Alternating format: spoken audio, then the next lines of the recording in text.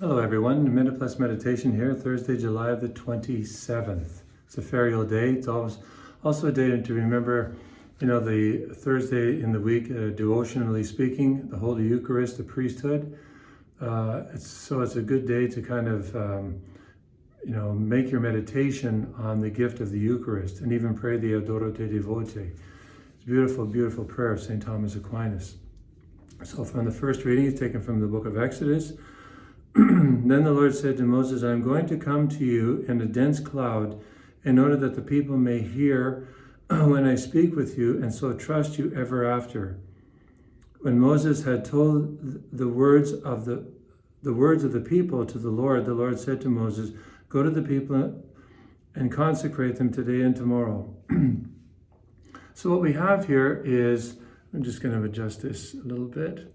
What we have here is, obviously, it's pretty clear in a way, but it's good to point this out. God is establishing the authority, the leadership, the headship of Moses in relationship to his people. Moses will act as a go-between.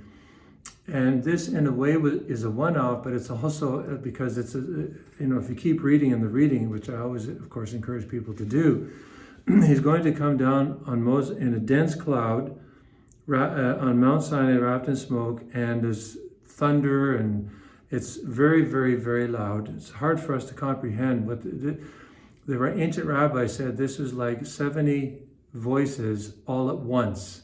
That's what they speculated, is the thunder of God. The voice of God was 70 voices, like the 70 nations, all at once. This would be deafening. Anyways, God is doing this to establish the authority of Moses. And we know this will be so critical. And then God will have to teach Moses what it means to be a father to his people. That's another ongoing sort of formative sessions that Moses will have to have. And also the people will have to be formed in an ongoing way, that Moses really is the one chosen. Moses is the one chosen. And there's going to be this constant tension between Moses and his people. So Moses will have to have a real heart of a father, because at times he'll be so frustrated and so angry, at the whining and the rebellion of the people, that he'll just want to be done with it. And God has to teach him not so quick. So he's got to establish his authority here, and he does this by this magnificent sign. And he will continue to do this through miracles that are performed through the ministry of Moses. Now, Moses is not making, for example, water come out of a rock. Nobody can do that, but God can do it, because God is the creator of all things. But God will do it through Moses. And this will go on and on and on. This will go down through the priestly line. God will establish the authority. Jesus will, give the signs of his own divinity through the sort of miracles, right? So miracles are so important for us. These supernatural acts of divine intervention. So much more could be said, but I have to leave it at that. Over to the gospel. The disciples came and asked Jesus, why do you speak to the people in parables? He answered, to you it has been given to know the secrets of the kingdom of heaven, but to them it has not been given. So his answer is kind of mysterious, but I guess if you know the genres or the verbal devices that are being used, you kind of understand what he's getting at. For to those who have, more will be given, and they will have an abundance. Why? Because they're disposed to grace. They want to receive. They have a hungry heart, as it were. They're humble. But from them who have nothing, because of their pride, their arrogance, they think they know everything. They don't need God. They say they do, but they don't. Remember, God knows the deepest recesses of our heart. He doesn't listen so much to the tongue, but to the heart. So, who have nothing, even what they have will be taken away. So they will lose even the sharpness of their natural faculties.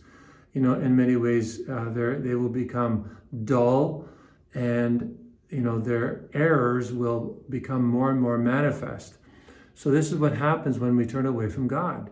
God has given all of us natural faculties. He's given us gifts on the natural level, and these things will kind of turn in on us, or they will be diluted or dissipated if we don't give them back to God, if we're not at least disposed to objective truth. So we see a lot of brilliant people in the world, and if they don't give glory to God, some of them actually retain their brilliance depending on their lifestyle, but many times people, because of their immorality, and I don't mean just sexual immorality, although in many cases it's that also, but their immorality, like they're lying, they're cheating, they're not being authentic in their investigations, their sciences, they're only out for money, all this kind of thing. They lose so much of what they could have had in life. So you and I need to be men and women of integrity. We need to be giving glory to God all the time and be praying for the gift of wisdom, to know what is truly important. First things first and second things second. This is so important. We always need to remind ourselves of this over and over and over again. God bless you.